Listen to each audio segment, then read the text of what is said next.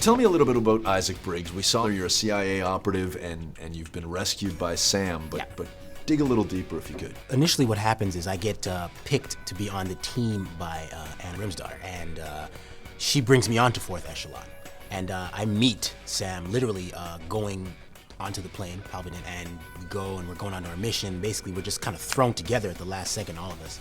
And the dynamics in the beginning with me and Sam Fisher is that, you know, he doesn't really want anybody else. He's the guy. I can do all this. I don't really need anybody else, especially not this hotshot rookie coming in and think he can take over my shine or even help me do anything. I don't need it. You're going in alone? It's nothing personal. We had some bumps in Benghazi. I want you on the chopper for extraction. We know that there's a compelling relationship between Sam and Grim.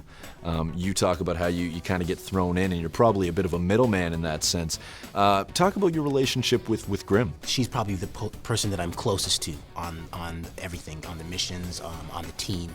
And the reason being is because 1, she picked me. 2, she stands up for me, being Sam's partner, being able to help him. And 3, we're very like-minded. The way we approach missions, we're very by the book, textbook, when Sam is very off the book, not routine, and everything is kind of on the fly. And that's not who Briggs is, which is the reason why we combat a lot. And if you notice, this is the reason why Anna and Sam combat a lot. All due respect, why don't we just leave the interrogation to the CIA? You can forget the company man bullshit, Briggs. You're on our team now. Understood.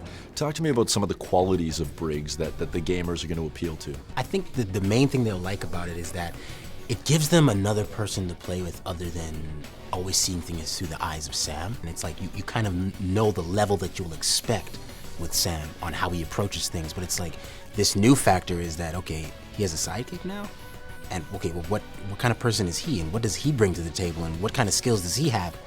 What do you think about this, the whole performance capture studio and being in the suit? And there's a lot of mime work, obviously, and playing pretend, so to speak. How does that work for you as an actor? Well, at first I was a little bit overwhelmed. It's my first time ever doing a video game, so I was like, this is amazing. And I'm a big video gamer myself, so I knew the basic idea of the whole motion capture and how that works, but I've never seen it applied. You know what I mean? It's like you know something, but when you get behind the doors and you actually see it, and you're just like, this is absolutely freaking cool. So it's like, I was just blown away. This is like one of the rawest forms of acting. You're stripped down to your bare and bones and the technology's there, but at the end of the day, you're one-on-one with the actor. That's it. So tell me a little bit, if you could, your opinion on the scope of the story, the realism that's involved with this terror plot, the Blacklist. Take us through that. It's almost kind of creepy because it's like the whole Blacklist. It's like all the things that'll basically take down